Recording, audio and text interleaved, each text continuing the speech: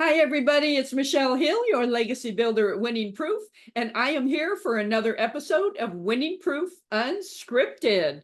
And today, I have a special guest today. It's Ted Sundquist, and Ted and I were just talking, and I'm going to let him introduce himself, tell you where he's been, what he's done in his life, so I don't have to read you a long bio. So, Ted, welcome. I'm so glad that you're here. Oh, oh, Michelle, I'm so excited to talk to you and talk about the book and the experiences that we both went through in trying to get this thing completed, and we actually did. So very excited. Well, for those that are listening out there, I grew up in Houston, Texas, and was heavily involved in high school sports and various things that led me ultimately to the United States Air Force Academy, where I was recruited as a collegiate football player and started there in 1980, graduated in 1984. I was an intelligence officer for the Air Force and was stationed in Berlin, Germany. Had an opportunity to go back to the Air Force Academy and coach at my alma mater. And that really meant a lot to me to be able to go back, be around the cadets, kind of pass along to them what I had learned as a football player. During that time, believe it or not, I got involved in bobsledding and was on the United States national bobsled team trying to go for the Olympics in Calgary. And we crashed right at the very end in the Olympic trials and just missed making the Olympic team. But that was quite an experience as well. Um, and then after leaving the academy and separating from the Air Force, I got involved with the Denver Broncos here in Colorado. And for 16 years was employed by the Broncos, first as a scout, and then later as director of scouting, and then later as general manager. And so I finished my career with the Broncos from 2002 to 2008 as their general manager. I had an opportunity, oh gosh, to work with so many great people, John Elway, Terrell Davis, both those guys are Hall of Famers. We won 2 Super Bowl championships, so I've got 2 Super Bowl rings. And then after I left the Broncos, I actually went into business for myself and I created a patent that took virtual reality and kind of a similar understanding of how we trained Air Force pilots through simulation and took those thoughts and ideas, combined them with today's technologies, and made a virtual reality headset that made the quarterback feel like he was right on the field and could practice all the throws and the reads that he needed to make. So after that, actually, to be honest with you, began working on the book and really felt like I had a story here that was worth telling. And here we are. Oh man, it is a story worth telling and beyond. Really, it's I have a copy of it on my end table. I think I shared with you, and it sits there all by itself because when anybody ever comes in from pest control people to anybody, like, look at that. So how did the origins of the book start? Because the coffee table book has a scrapbook look to it, which is magnificent. The pages, the pictures, and the newspaper articles pop off the page. It looks like you could pick them up. So where was the genesis for that idea? Because we didn't start out with that idea. No, we didn't. And Michelle, to be quite honest with you, I owe all the credit to my late mother, Joyce Archibald, who actually put together the original scrapbook that you were talking about over a 4-year period from when the time I showed up there as a dually cadet up to the point where I shook President Reagan's hand and graduating and was commissioned in the United States Air Force. And she covered everything. I mean, it is the most complete compilation of newspaper articles and magazine subscriptions, of program covers and ticket stubs, pictures that she took, many pictures that I took. And it really brought together the story that we put into the book but in a manner, I think in today's sporting world and just where you get your news from, it's digital, it's fast. You can go to, thousands of sources. But back then, I would wake up in the morning on Sunday morning and run down the hall to try to find the newspaper and see, well, what do the reporters think about our win? Or are they going to get on me too much for fumbling yesterday in the loss? Or, and it was just a different time of collecting information and really marking accomplishments, especially in sports. And so it came from that scrapbook, which you talk about your coffee table. It's right over here in my office on the table. And I mean, I can't say enough and thank my mother enough because the new book all came from the work that she did almost 40 years ago. Yeah, that is such a legacy for her. This book is your legacy, but it's really, your mother was the impetus, and this is her part of her legacy as well. So, if she saw this, she would be just so proud and so blown away at what her keeping records came to. Yeah, and it was a story that for many, many years, I got to be quite honest with you, it was at times slid under the bed because the book was so big. There was no place to put it, and it would disappear and you really wouldn't think about it. And I live here in Colorado up in the Denver area, so very close to the academy, just about an hour down south. But I've been down there for football games. And of course, I've got all my Air Force paraphernalia in here and my hats and whatnot. But that book and the story that it had for many years was just kind of tucked away. Finally, I pulled it out one day and I was like, this doesn't need to be under the bed. It needs to be here in the office to look at and to go back and re-experience some of these things that both myself and my teammates were able to accomplish. And then when the time came and I had the time, that's when it really took off and it made things extremely, I don't want to say easy, but I was able to go back and quickly research what people thought, what we were thinking, the highs and lows of being a collegiate football player, and then ultimately what we were able to accomplish over and after that 4-year period.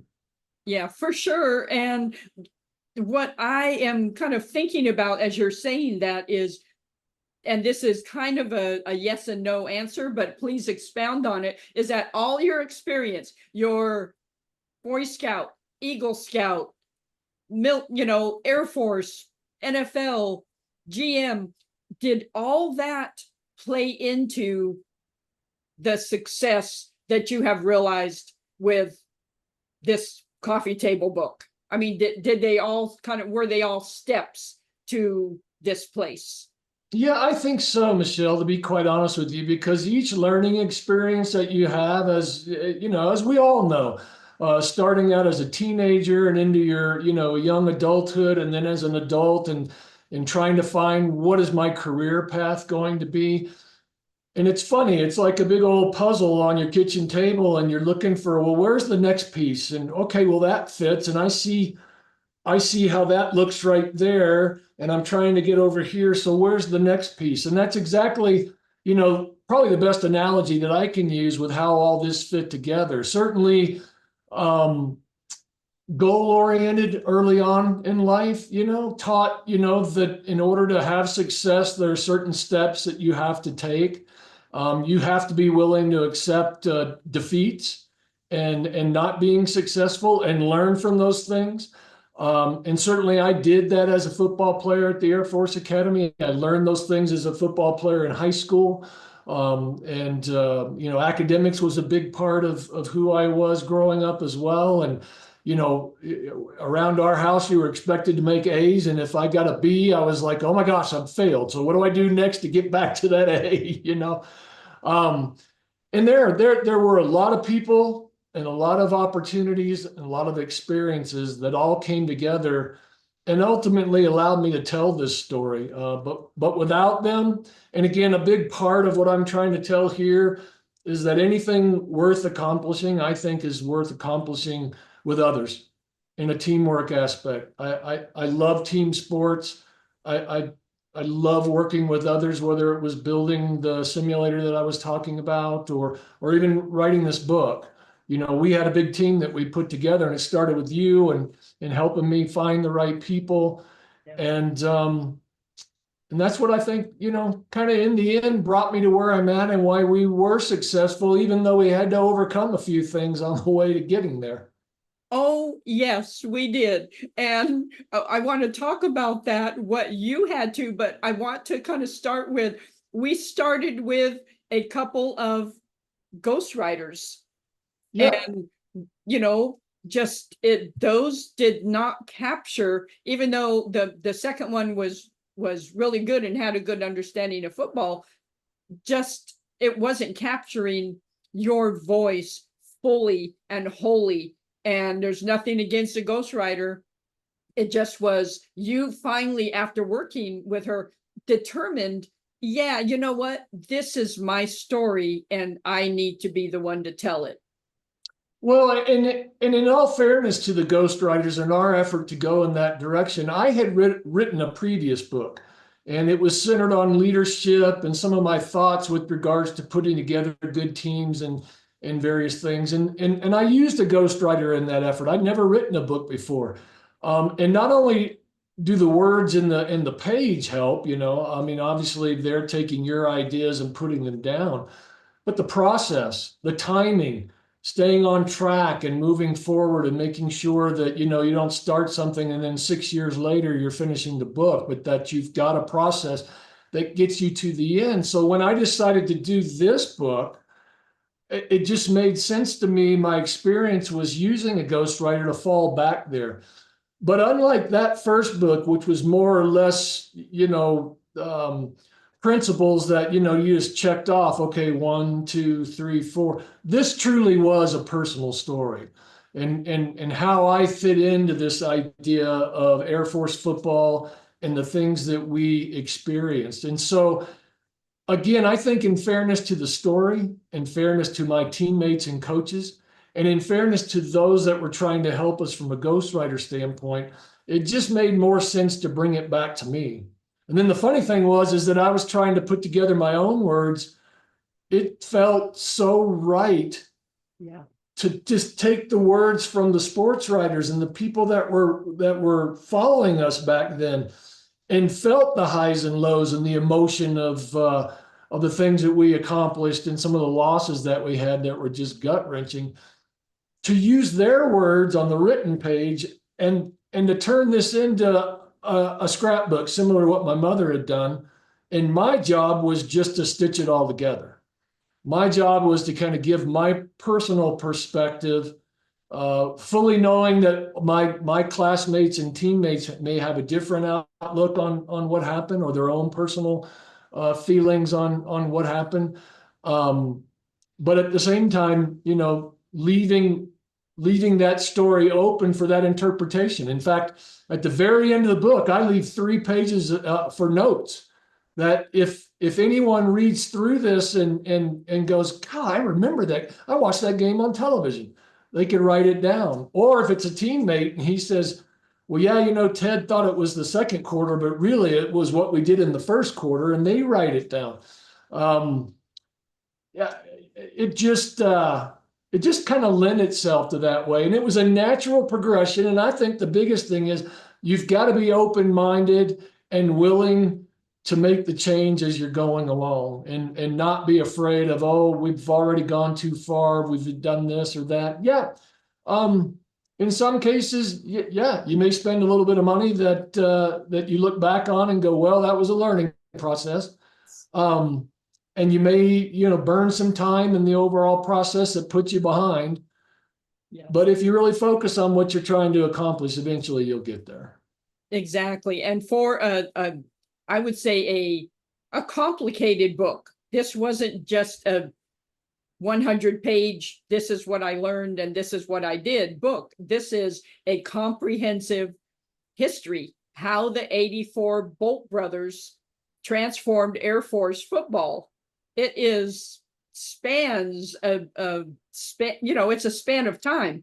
And so it it's no small project. And so, yeah, those things happen. Now, I have to ask, I know that after you decided, yeah, I've got to write this story, I experienced it firsthand, but there are some things that happened to you during the course of the project. Now, I had to move, I moved from one kind of region to another. So I had that big move, but you had a series of things, and talk about that, because I want to let people know that challenges for sure will arise, but we got to the end zone. So what challenges did you have? Well, a few injuries on the way to the end zone, to be quite honest with you. And the funny thing is that in both instances that were the major setbacks, they were tied to the academy in Air Force football. So as we had talked about earlier, as we were preparing for the podcast, I broke my ankle back in March of 23, and I was walking my 5 Huskies. Now you'll say, well, what do Huskies have to do with Air Force football? Well, when I went back to the academy, I became the head coach of the Air Force's prep school my last 2 years there out of 5, and they were the Huskies. And so I got my very first Husky back in the late 80s, I suppose. And he was the mascot of the team. And we fell in love with the breed, my wife and I. And so since then, we've had 11 Huskies. Well, if you know anything about Huskies, they like to walk and they like to pull and they like the cold weather. And so I was out in the freezing cold, walking on a slippery sidewalk, stepped off the curb, and literally turned my ankle right over. It was at the beginning of the game, we'll put it that way from an analogy, like the first quarter. And I walked all the way to the fourth quarter to get home. And that thing was about as big as a football, Michelle. And it took me, oh God, it was probably anywhere between 8 to 10 weeks before I was really able to get up and move around anymore. Yes, and I know you mentioned my wife is getting really tired of walking the dogs. That might have been the worst part, is her just, oh my gosh, when's your ankle gonna get better so you can take this task back over? Yeah, there's no question. I'll tell you what. I mean, walking 2 Huskies or 3 Huskies and breaking them up is one thing. Trying to walk 5 Huskies, you might as well hook them up to a dog sled because they're all going to pull you. And especially here in Colorado during the springtime, we don't have a whole lot of flowers. We've got ice and snow coming down. So, yeah, it was rough, and she was happy to see me back out on the track there once I healed up. But that really did kind of set me back in this process. You can't move around, you can't stand for very long. Well, why is that a big deal? Well, yeah, I stand behind my computer, and it was just hard to get in there and do the things that I needed to do. Then on top of that, and this is a little bit more of a serious issue. As an academy football player in the position that I played as fullback in a triple option wishbone offense, I got hit a lot. And the game has changed a ton at the high school level. Well, really going to the little league level, high school, college, professional. There's really an emphasis, I think, now on trying to protect the players from blows to the head. At the college level, you can get kicked out of a game and then can't play the following week. I know in the pros, they'll fine you as well as penalize the team during the game. But back during my time in the 80s and the 70s, hitting with your head was part of the game, tackling or being tackled. And, repetitive contact like that, not only in games, but also year after year after year of practice to try to get the timing down and to make sure you're on your right route as a runner. That took its toll. And I have to say that ultimately I was diagnosed with epilepsy, idiopathic epilepsy that was caused from TBI. And, and was really trying to search and find an answer. We tried a number of different medications that just weren't working. You mentioned passing out. I would just black out at the drop of a hat, not knowing, but maybe a second before that the symptoms were coming on and I was going to go down, I could holler at my wife or whomever I was around. And to be honest with you, I was doing a Air Force game in September of 23 on television as the color commentator. And at halftime, a friend of mine was coming up who I had coached, and we were going to interview him. And I had a blackout spell right there in the press box. And really, that was the final impetus of, hey, you've got to get this figured out. And fortunately, again, with my military connection, I went through the VA, and the Veterans Administration has been fantastic. And they did all the testing that I think had not been done prior. And they really put their finger on what they felt like was the problem, got me on the right medication. And I got to be honest with you, I've been seizure free now for over a year. Yes. And that really helped Yes. get us back on track with the book and being able to, do the things that were necessary to put this story together, to be able to communicate to the people that were involved, whether the design of the book or the printing of the book, or, all the way to the editing of the script. Those were things I'm not sure I could have done or done effectively with the ankle and the head issues and that sort of thing. So once that all got cleared up, I know you'll say we got off and we were going. It was constant. You probably got tired of opening your emails from me all the time. Not at all. You have been a joy to work with. And I know it has not been an easy process because of your, the ankle and the blackouts and things like that. And then right toward the end, I moved the end of August, and it's just, we had all these balls in the air. And it was quite, quite challenging, but I think all of us, the team as a whole, but especially because you and I have been connected since the beginning of the project, and we weren't going to drop the ball. We were not going to. We were laser focused on this will get finished.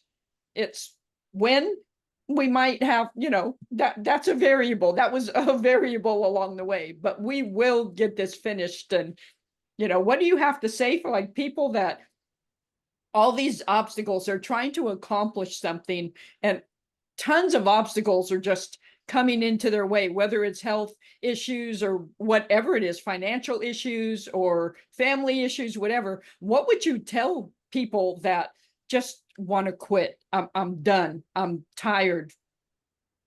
Yeah, that's a great question, Michelle. And I think, life gets in the way of a lot of things that we do. Personal relationships, like you said, friends and family, career and career decision making. Just there are little things that you feel like are such a big thing, but ultimately, if you take everything into account and stay focused on your goal of what you're trying to do, and seek help wherever you can get it, and not try to put everything on your own shoulders, then I think anything's possible.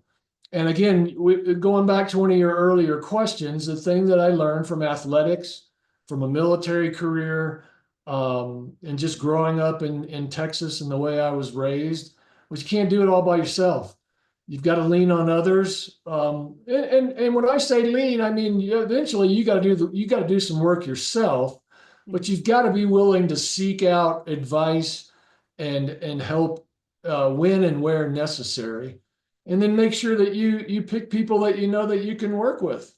And I think you and I hit it off right away. You saw the vision. You followed the things that I asked early on. Hey, I'll find you a ghostwriter. And we just had to try it. And the great thing is that I was willing to speak to you about, hey, I don't think this is working.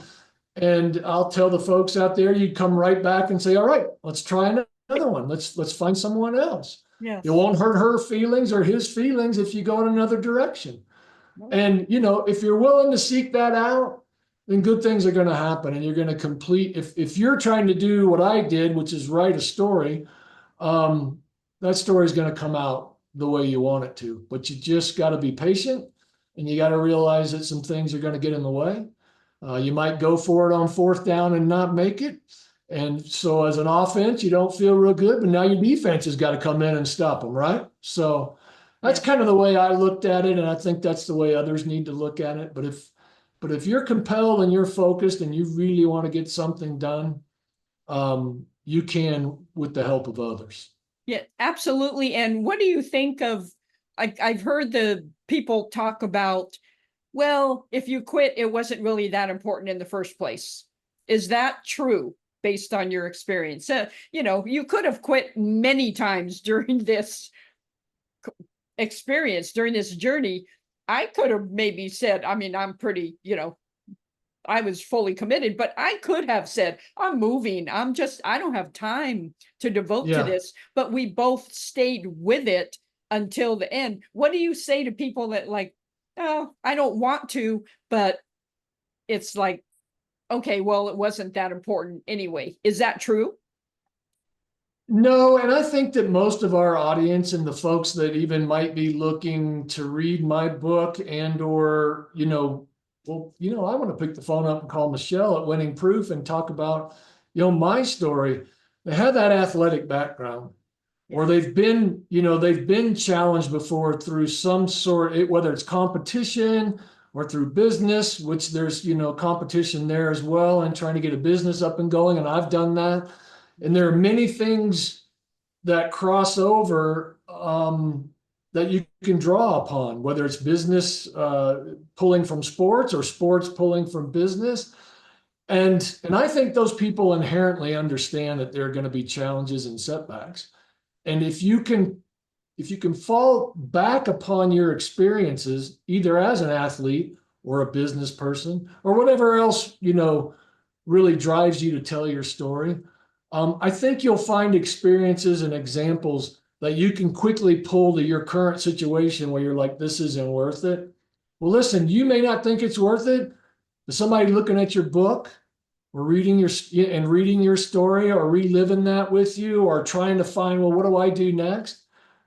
That really makes it worth it. And when I look at the book that I, put together here, it is a great legacy story. It pays tribute to a lot of great people that have been a big part of my life over the last 40 years and going back then.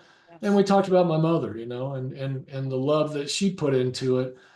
And I think everybody will feel that. Well, everybody, again, I say this in my book, everybody's got their own story. Mhm. And the guys will have their own feeling on it, and hopefully this will draw it out. But the same thing, if you sit down and you don't know anything about Air Force football and you read this book, I know you'll find some connection in there somewhere with your own life, and you may have a story that somebody else would love to hear. Yeah, absolutely. Can you hold up the book? Yeah, absolutely. Please do. So people see that. Look at that work of art. Wings to Soar, how the 84 Bolt brothers transformed Air Force football. Thank you. Look at those, just the pages, the articles. Look at how the images have spaces. It looks like you could pick them up, like they're hopping off the page. It really is a work of art, but it's not just a work of art. There's so much substance in there, so many lessons, so many emotions, so much meat and potatoes in there. It's not just a pretty coffee table book. No, it really isn't. It's a historical perspective of a story that was going on over 4 years. And again, I can't say enough about some of the sports writers and the people that were there with us and in reading their critique of how we were, that was well deserved early on. And then their own excitement, having followed us and gotten to know us as individuals and, as athletes, but also as cadets and being able to work our way through some of those early years that were pretty tough. I mean, we lost some games really close, and there were times when we walked away and my bottom was hurting. I got spanked so hard. So, um, but their words and their feelings pop out. And one of the things that I really want to encourage people, and I do at the beginning of the book, and I'm going to in a week we're going to have the official unveiling down at the Air Force Academy Falcon Stadium in their new renovated, or new, not renovated, but newly built East Suites. And I'm going to tell the guys, hey, read the articles again. Go in there and read the articles. The closest thing that I can compare it to, and I do this quite often when I'm talking to people, it's like war correspondence. You can't, you've got the guys who fought in World War II. I just saw a documentary this morning on the war in the Pacific, and there happened to be folks that were going along there filming it. Film back then was kind of new to everything, and in lieu of just listening to the stories of the guys that fought in World War II, when you see it on film, it brings it to another level. Well, that's what I was trying to do here. I want to tell you how it felt to be a Falcon football player and to go from winning 2 games as a freshman to 10 games as a senior. And the first time a service academy team had won 10 games since 1908. To tell that is one thing, but to have it, like you say, jump out in these works of art, whether it's the program cover or an article written by one of the traveling writers that was with us when we won our first bowl game in Birmingham, Alabama, in the Hall of Fame Bowl. That brings it all together, in my opinion, and yeah, I'm really proud of that part of it. Yeah, you should be. Yeah, definitely. And I have 2 more questions for you. Yeah. One is, what during this whole book journey, and it's been a journey and Yeah. a bit of time, what have you learned about yourself during this book journey? Well, I mean, we've already talked about just being persistent, staying focused, not letting life and the process of trying to put a book together get you down. So to say that I learned from that, what I learned is that I would say from that particular instance or perspective is that all those things that we talked about before, if you just pull them forward, they can work in any manner, whether you're trying to win a football game or you're trying to get a hardcover book ready to go. But by and large, it's my appreciation again of the people that have been in my life. My mother's been gone now since 2019, but to read the letter and to see the picture of her with me outside the stadium and the letter that she wrote me and put into the scrapbook at the end, we included that in the book. I mean, that kind of brought her back and my appreciation for her. And then some of the stories of the guys, it's not all about football games. On a Wednesday during the week, the sports writer might pull one of my teammates aside and say, hey, talk to me a little bit about how you came to the academy. What were the reasons? Or talk to me a little bit about how it's been overcoming your knee injury, or talk to me a little bit about, your feeling of now becoming a starter and the responsibility that you have. Those are important ways that really magnify the significance of those people in my life. And it really has drawn me even closer to my teammates. I can't tell you how excited I am about seeing some people here in about a week that I haven't seen, especially some of the coaches in a number of years.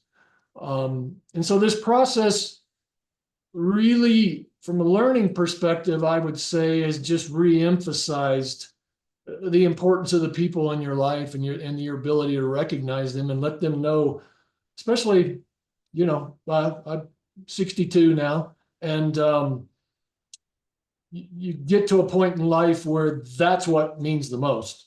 The things that you've experienced and the people that you've experienced with, who were there helping you along the way, and or right there with you doing, in the case of this, winning football games and learning from that, and then going on and serving in the Air Force. Yeah, and to be able to, circling back, Michelle, 40 years later, like it was just 40 days ago. And that's what this has done for me. So, Yeah, and that's so exciting, and nothing like being in your 60s, and I got you beat, but I know. You by tell a me that few all the years. time, but not, you've aged well. Thank you. But nothing like being in your 60s to make you realize it is really an era of reevaluating and considering what's important. And that's what I've been on my own journey for that too. And you, through this book and beyond, just realizing, like you said, who's important, what's important, and it's pushing away the other things that maybe aren't so important, money, fame, all that, for the rich, enduring relationships, because that's what it's all about. There's no question. And again, I mentioned it earlier, in this day age of where information is fast and furious and coming at you from so many different directions, whether it's online website or Facebook or Instagram or this or that, and what's here today is gone tomorrow. But Yep. if you put your mind to a story and you've got something that you think is worth telling and might touch somebody to tell their own story or to go on and try to achieve something that they're focused on, and that's really special. But to jump on and make a comment on somebody's post on an app, on your phone, whether good or bad, okay, it's out there for a split second. But a book like this, I mean, that lasts a long time. Yes, it'll never go off of Amazon. Well, it's not on Amazon. It'll never be out of circulation, really. Yeah, we couldn't, because of the size, it's 11 by 11. So we could not get it on Amazon the way, all Yeah. books are. So tell people how they can order the book and the website, because we had some challenges, great challenges with the website and the portal and making everything work together. And it was maddening for a while. And Oh, so, Michelle. oh, It's funny you bring that up because we've been talking here for the last however long about the book process. Well, there's an entire another part of this that yes. kind of goes unseen behind the scenes. And well, first off, go to www.wings2soar, all one word, wings2soar.com. Wings to Soar was actually is actually the class motto of the 1984 graduates of the Air Force Academy. But taking that subset out of there as football players, we really, I felt, created a culture of winning and of how we went about being football players at the Air Force Academy that gave the program Wings to Soar for another 4 decades. Air Force is one of the more respected collegiate football programs in the country, not just from a win and loss perspective, but how we go about doing our business. 2 head coaches since I left there over 40 years. That's unheard of. Yeah. Fisher DeBerry, and then now Troy Calhoun, who's still there. And Troy actually graduated from the academy himself. So there's a deep tie from a cultural perspective that runs through that. So wings2soar.com. You can go right on there, PayPal or a debit card or whatever. Right now, we're actually they're being shipped out of my house, but I'm hoping that we get to a point where fulfillment is done by a fulfillment center. I've already spoke to them. They're excited about it. So if you're out there thinking about wanting to buy the book, please do. I'll get it mailed off right away. But ultimately, I hope to have a fulfillment center doing that for me. The website, I'm very proud of the website. It took a while. I had a vision, but somebody else was building it for me, a little bit like the ghostwriter thing. But eventually his patience and ability to deal with all my emails and the timing of, where I was during the day and where he was at during the day, it really was a challenge. It was. But it is something that I'm extremely proud of, and I think puts a focus on the book. And you talked about it being a work of art. Well, again, a lot of that is attributed to the design and put together there Yeah, the by graphic Kelly. designer, the interior designer, Kelly Yeah, yeah. Nielsen, and he and his wife are based in Florida, but he knocked it out of the park with the Yeah, layout. he really did. And I think that's reflective. We've got a few things on the website that show that there's a little bit of a flip book there where you can kind of go through the intro, get a sense and feel for how we laid things out with pictures and articles and whatnot. And then it really is quick and easy to order one right there. And I come in every morning. First thing I do is check. And if it's on there, then it's going out right away, and I'm headed off to the post office. So we'll get you your book really quick. Yeah, Um, absolutely. And yeah, I'll put the website in the show notes so everybody has it, and you know, it'll be there. It'll be an easy click. great. Well, and I would love feedback. If you're excited about what you see there or you like the story, please, my email address is on the front cover or actually inside like page one, 84 boltbros@gmail.com. And I would love to hear your feedback, or if you've got a story um, through college football of your own. It'd be great to compare and contrast. But Yes. not to get too cliche-ish, but I am an open book, and I would love to get the feedback. I've been excited hearing from my teammates who aren't going to be able to make it next week, but I've shot the book off to them, and they've already gotten back with me and told me, their feelings on it, and it's been a positive experience there. Yes, yes. And I have to give a short shout out. I was in the Denver area in May of this year, and I got to meet Ted in person, and we got to sit across from the table because I rarely get to meet my clients face to face. Everything is done virtually through Zooms and calls. So that was a real honor for me. And it was just like we had kind of always known each other because we had had so much interaction via Zoom and back and forth, and just, brainstorming, sharing ideas, Well, resources, all that. So I, that was cool. that was very cool, Michelle, and I appreciate you saying that because we actually got the gal at the front desk there where we ate snap a picture, and it's right here on my phone, and I'm going through pictures all the time, and there we are. So, Yeah. yeah, and I mean this sincerely. I know you're right here on the screen, and we're talking on the podcast here, but I'm going to say to anybody that's watching, and you feel like you have a story that you'd like to tell. And again, Michelle, I know you've concentrated on sports stories, but I know that you're open to any and all opportunities. Please, please reach out to her. She's got great contacts, good people. They're all working towards trying to get you to that final goal of having that hard copy. I'll show you once again in your hand, and there's no better, I'll say, coach to have than Michelle. Thank you. I really appreciate that much. And like I said, you've been a joy to work with. Do you have any parting words before we sign off? Any words of wisdom you want to leave viewers?